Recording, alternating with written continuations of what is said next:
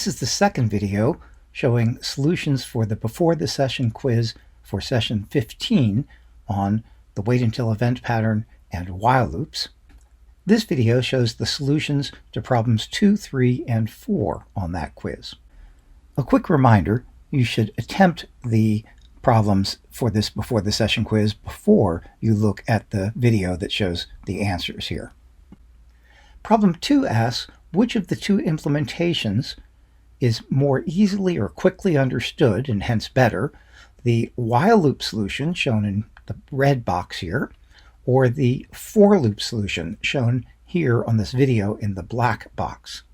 Almost everyone would say that the one that is more easily and quickly understood is the for loop solution because it's shorter, first of all, and the range statement there summarizes the behavior of K both succinctly and clearly. Makes one concept instead of having the concept spread over 3 statements in the while loops solution. Problems 3 and 4 are a matched pair. In each case, the problem asks whether you should use a for loop or a while loop. Problem 3 asks that of one specification, and problem 4 of a very similar sounding specification. Let's look at problem 3 first. It asks you to implement a function that returns the sum of the first n integers after and including m. For example, if m is 10 and n is 6, then this function should return 10 plus 11 plus 12 plus 13 plus 14 plus 15, which is 75. The natural and obvious way to solve this problem is to have a variable that goes 10, 11, 12, 13, etc. and adds up the numbers as it goes. Or, more generally, to have a variable that starts at m, goes up by 1 each time through the loop, and ends when the variable reaches m plus n. That's exactly what a for loop does.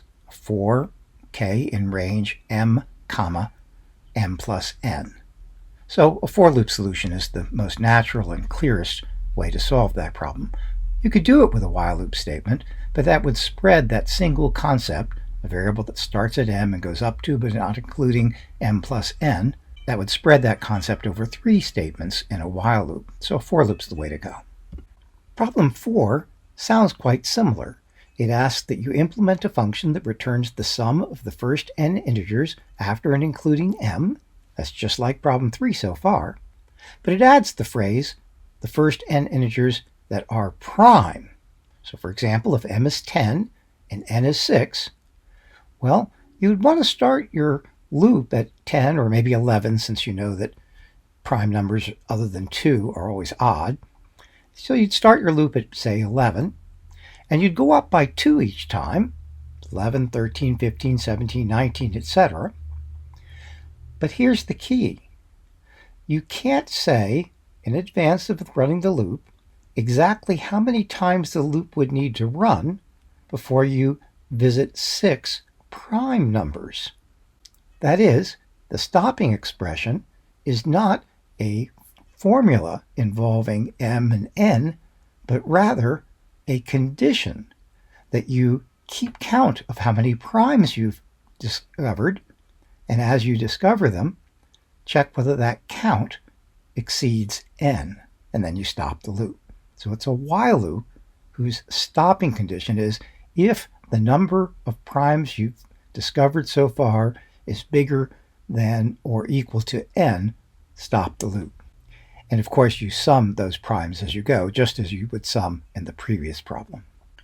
To repeat, for this problem where you want the first n prime integers starting at m, you'd want a loop, just as in the previous problem, that starts at m or maybe m plus 1 and goes up by 1 or maybe 2 each time through the loop, checking each such number to see whether it's prime. But what's different about problem 4 is that, as it says in the solution there, you cannot say in advance how many times that increment by 1 or 2 is needed to reach the nth prime. Now, one last thing.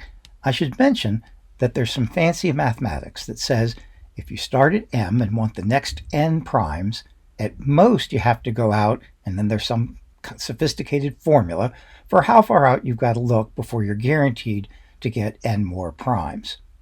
But that's a fancy piece of mathematics, and absent that, you would not be able to solve this problem, number 4, with a for loop. You'd instead have to use a while loop. If you're still not sure how you decide whether you should use a for loop or a while loop on a problem, don't hesitate to ask your instructor for a further conversation. But you'll have some problems coming up where you'll experience that issue of whether you should use a for loop or a while loop in the problems that you do in PyCharm. For problem 5, the solution will be in a forthcoming video in the Start the Session videos, so just hang loose with that one.